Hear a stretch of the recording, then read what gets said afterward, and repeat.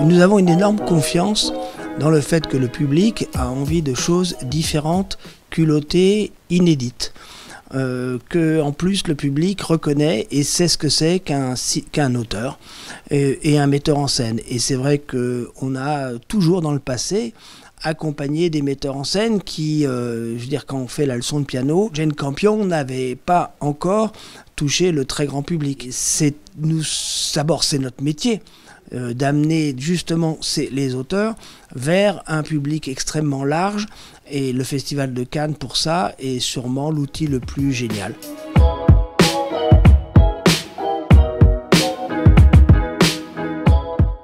On a découvert Sean Baker parce qu'on a reçu un script à l'époque qui nous était envoyé par Protagoniste. On a tout de suite aimé, on aimait beaucoup aussi Tangerine, et donc on a fait une proposition à Protagoniste et on a acheté le film et on a adoré le film quand on l'a vu. À l'époque, il est passé à la quinzaine des réalisateurs. On a été vraiment emballé par à la fois l'univers, la générosité, la capacité de mise en scène, la beauté des images et surtout un portrait de l'Amérique qui différait de à peu près tout le cinéma qu'on voyait à cette époque, sans compter qu'en plus c'est un film qui était tellement culotté, qui renvoyait une image du monde disneyen, etc., tellement différente de ce que montrait le reste du cinéma américain, que ça nous a vraiment énormément plu. Et c'est vrai qu'après la sortie, enfin, dès la sortie où on a décidé qu'on suivrait sur le film suivant, on a suivi, on a acheté il y a 2 ans, il y a un peu plus de 2 ans, pendant Cannes, on a acheté donc Anora, malgré le fait qu'on était un tout petit peu déçus par les chiffres du film précédent. Mais on s'est dit, il y a un tel talent qu'à un moment donné, ça va exploser. Et je crois que Anora est cette occasion de passer d'un metteur en scène à un metteur en scène extrêmement grand public. Et je crois que l'a prouvé la sélection à Cannes en compétition et surtout la réaction de la salle qui a été tout à fait phénoménale. Là-dessus se rajoute la joie d'avoir le jury qui a été enthousiaste et unanime et qui nous a donné la palme.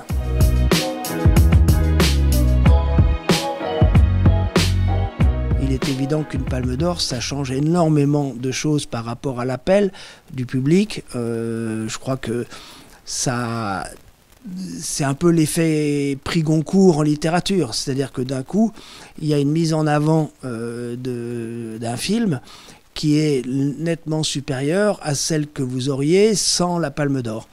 Ce qui ne veut pas dire que le film n'aurait pas été un succès sans la Palme d'Or, mais ça aide énormément parce que d'un coup, ça lui donne une visibilité hallucinante monde entier. Je dirais qu'en termes de communication, ça aide de manière énorme, puisque on voit bien que les Palmes d'Or, elles donnent un coefficient multiplicateur à tous les films qui sont distribués et qui ont la chance de gagner ce prix. Ensuite, c'est vrai que d'un point de vue positionnement, on est à la fois un film d'auteur, mais en même temps un film grand public. Et ensuite, ça fait très longtemps qu'il n'y a pas une Palme d'Or américaine.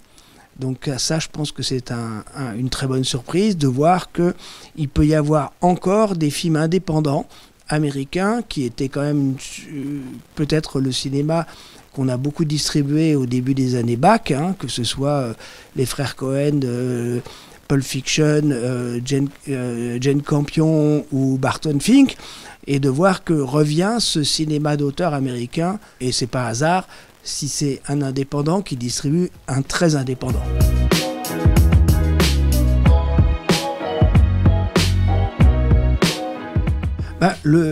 La date, elle est liée quand même à la sortie américaine qui a lieu le 18 octobre. On a, comme dans beaucoup de contrats avec les Américains, des obligations d'être derrière ou à côté ou en même temps que la sortie américaine. Il se trouve que le 16 octobre, il y a L'amour ouf. La semaine suivante, il y a le film sur Aznavour, et que je trouve que c'est bien de ne jamais être très frontal avec des films dont on espère et on souhaite qu'ils soient des grands succès.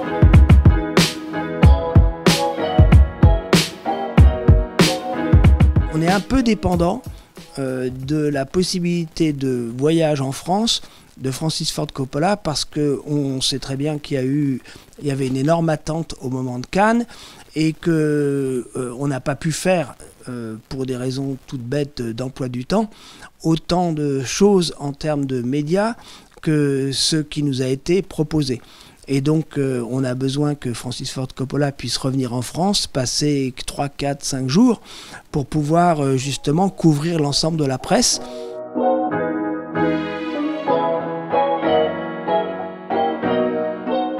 Alors, ce qui est très passionnant sur l'animation, c'est qu'on parle à un autre public que le public traditionnel, le spectateur qui va aller voir Petit Panda. Il n'est pas du tout il lit pas Le Monde, Le Nouvel Observateur et Télérama.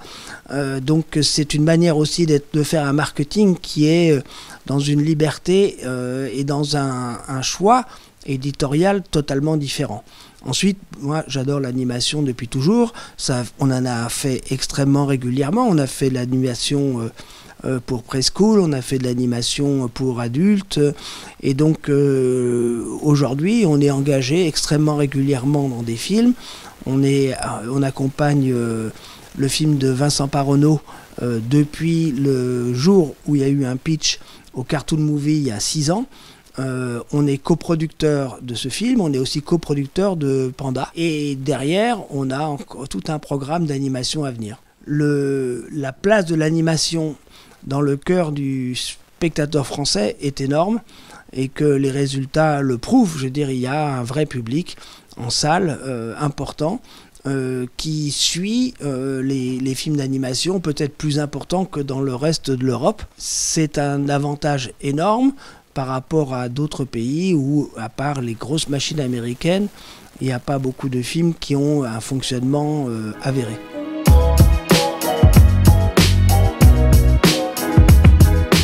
Alors le Royaume de Keisuke, ce qui nous avait emballé, évidemment c'était le scénario, puis après on s'est rendu compte, moi ce que je ne savais pas puisque mes enfants n'ont plus l'âge d'aller à l'école, c'est qu'il était au programme de CM1, CM2 et 6e. Et que quand vous regardez sur Internet, vous apercevez qu'il y a énormément d'accompagnement fait par des professeurs pour faire des cours autour de Kensuke. Et ce qui explique aujourd'hui d'ailleurs qu'on fait des scores encore extrêmement importants. Alors là, bizarrement, par rapport à l'animation, mercredi, jeudi, vendredi, lundi, mardi, plus que le week-end, parce qu'on a des groupes scolaires, et je pense qu'on aura l'année prochaine et l'année d'après énormément de groupes scolaires qui vont venir voir le film. Et ce qui est pour nous la réussite, c'est quand même le nombre de spectateurs qui viennent voir nos films. Borgo, on avait déjà fait la fille au bracelet, et donc quand on a lu Borgo, on était totalement emballé, on est parti immédiatement, et d'ailleurs on a aussi signé le prochain film de Stéphane de Moustier, La Grande Arche, qui se tourne à partir du mois de septembre, et qui j'espère sera une des belles surprises de l'année prochaine.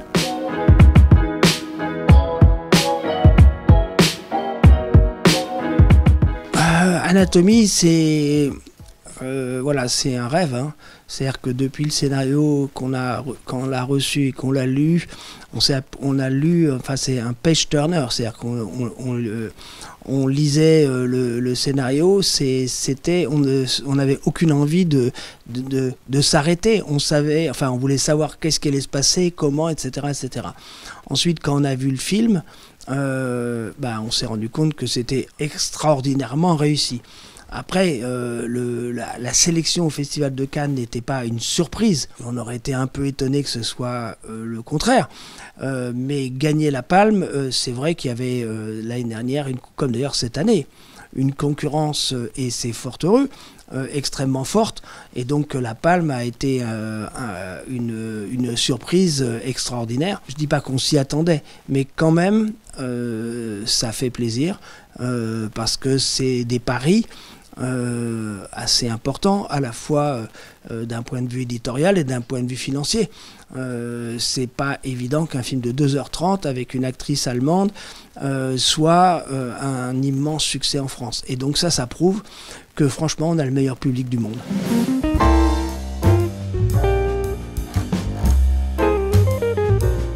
Alors ça, c'est l'effet, le miracle de l'effet doublé César-Oscar. Et c'est vrai qu'on a eu la chance que ce film soit acheté par Neon, qui est aussi d'ailleurs le distributeur d'Anora. Donc on espère qu'ils feront le même travail, et j'en suis même sûr, pour pousser aux Oscars le film. Et le film, il a eu des événements presque réguliers qui fait que la relance se faisait aussi énormément grâce à ce qui se passait à la fois en France et souvent ce qui se passait à l'international.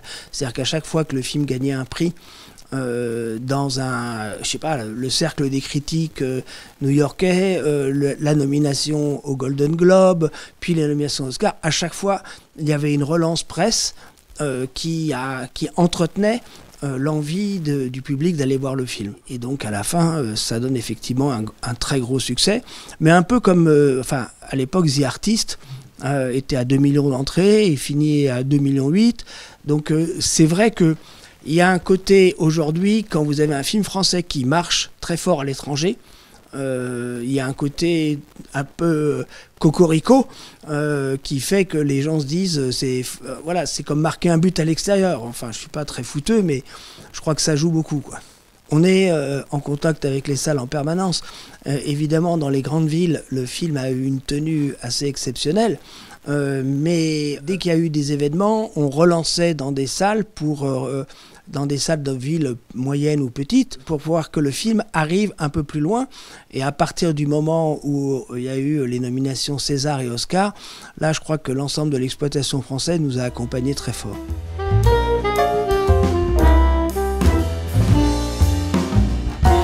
Alors oui, il y a 2 structures qui ont mis la clé sous la porte, c'est triste, mais il y a aussi des exploitants qui ont fermé, et il y a des exploitants qui ouvrent. Ça fait partie de la vie de la distribution et du cinéma en général.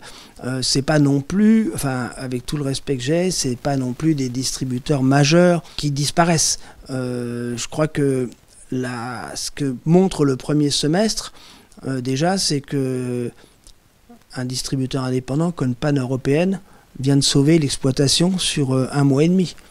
Et ça, c'est pas rien. Ça veut dire que la surprise vient pas toujours de là où on l'attend, en tout cas en termes de box-office. Ensuite, c'est vrai que depuis le début de l'année, les distributeurs indépendants prouvent leur utilité parce qu'on a beaucoup de films qui ont fonctionné, et en l'absence de blockbusters américains, ou même des fois parallèlement à des blockbusters américains, les exploitants ont tout intérêt à programmer nos films parce que ils sont dans l'air du temps, ils fonctionnent et ils font venir une clientèle qui ne viendrait pas automatiquement voir les blockbusters, surtout quand les blockbusters sont le 2e, 3e, 4e épisode du même film. Et tant mieux, je pense que c'est ce qui fait la différence entre nous et nos voisins européens, c'est qu'il y a une diversité en France, et que cette diversité en France d'offres, elle est liée aussi à la diversité du nombre de distributeurs. Maintenant, on est toujours extrêmement fragile parce que vous parlez de nos succès, et tant mieux, je préfère parler de mes succès que de mes échecs, mais on a aussi malheureusement des films qui n'ont pas marché l'année dernière, et vous savez que pour un distributeur, quand ça marche, vous gagnez 30%, et quand ça perd, vous perdez 100%. Et la plupart des films que distribuent les indépendants sont des films français sur lesquels nos recettes sont la salle et la vidéo, et que malheureusement la piraterie a tué la vidéo, et que la salle est quand même la chose la plus aléatoire au monde. Il se trouve que là, cette année, il y a eu un mois de mai extrêmement pluvieux. Ça aurait pu être l'inverse. On a sorti des films pendant une année où il y avait la canicule. Ça nous a fait beaucoup de mal. Et derrière, vous rattrapez plus avec la vidéo. Donc, on reste d'une fragilité d'autant plus importante que dans le cadre de la distribution de films français, de la production et distribution de films français, on est souvent les seuls qui prenons vraiment des risques extrêmement importants, puisque les producteurs partent avec souvent un risque de leurs frais généraux, de leur salaire producteur. Mais nous, nos frais généraux, notre salaire producteur, ils sont toujours en risque, quel que soit le film. Le salaire distributeur n'existe qu'à partir du moment où le film marche.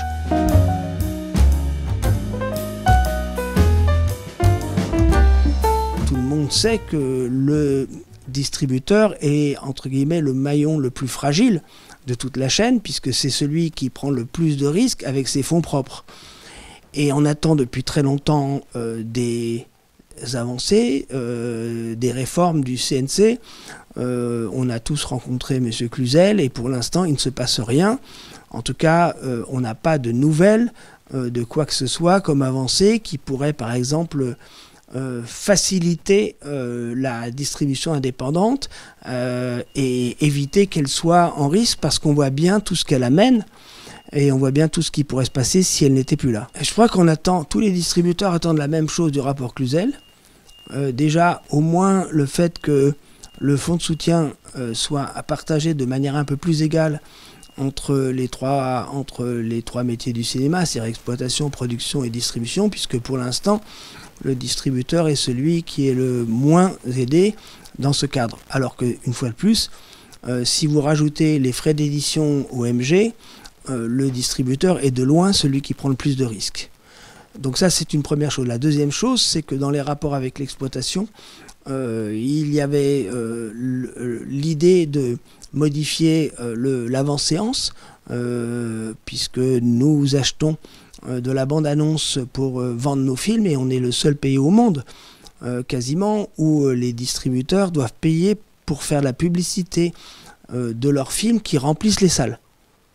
Ça n'existe nulle part ailleurs, c'est quelque chose qui est devenu une mauvaise habitude, et c'est vrai que depuis longtemps, le CNC nous a dit qu'ils allaient faire une réglementation de l'avant-séance qui permettrait quand même de faire que les bandes-annonces passent, mais pas que les bandes-annonces, les affiches soient mises en place dans les salles sans que cela coûte aux distributeurs. Qu'est-ce qu'on attend d'autre d'un point de vue droit télévision pour ceux parce qu'on en a de temps en temps, fort heureusement, on attend qu'il y ait une réglementation effective de l'auto-alimentation des chaînes de télévision, qui fait que dans le passé, quand on avait un catalogue de films, ça nous permettait quand même de vendre régulièrement à certaines télés et donc de financer les nouvelles acquisitions et les nouvelles prises de risques. Aujourd'hui, malheureusement, on voit bien qu'il y a une concentration des télévisions payantes. On voit bien que, tout à fait malheureusement, les plateformes ne sont pas nos adversaires, mais ne viennent pas à notre aide, la plupart d'entre elles n'achètent pas nos films. Et enfin, sur la TNT, on voit quand même que la programmation de la plupart des chaînes de la TNT est quand même en boucle sur les mêmes films, et qu'il y a par exemple sur du cinéma d'auteur, si on enlève Arte et un tout petit peu France Télé, il n'y a pas d'offres, et moins il y a d'offres sur les télés, moins évidemment cela permet de former un nouveau type de spectateur qui continuerait à aller voir du cinéma un tout petit peu différent.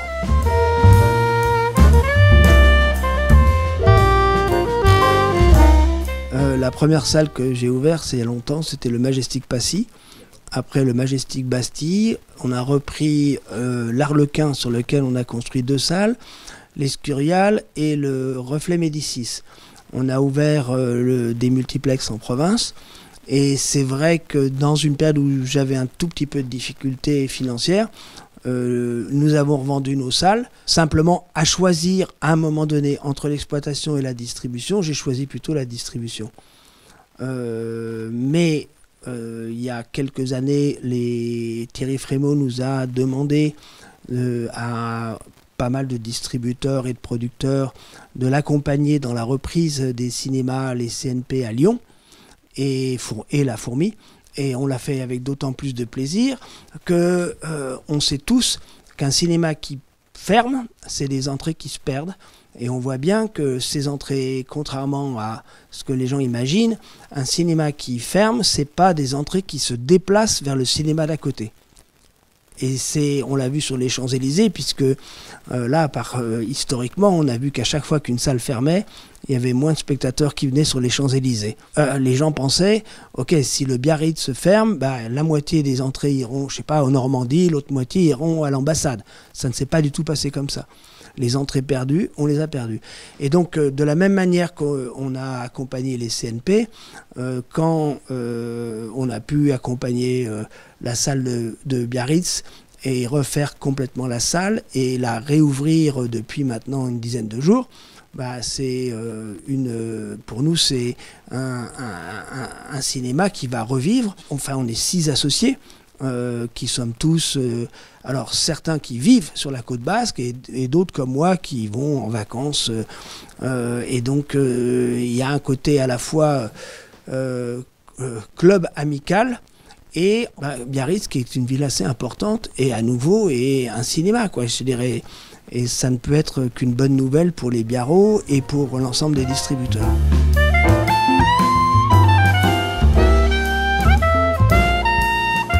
Bien que la réforme arrêt-essai tienne beaucoup compte du travail fait par les exploitants autant que de la programmation elle-même.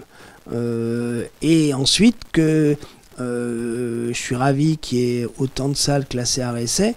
Je ne suis pas certain qu'elles méritent tous les mêmes aides.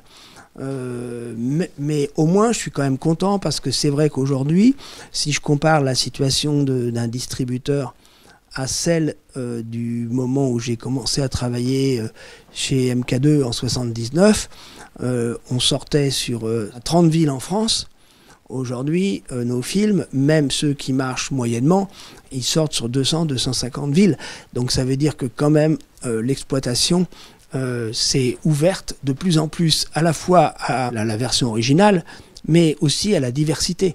On est sur le cinéma asiatique, on est le pays au monde proportionnellement et de très très loin où ça marche le mieux.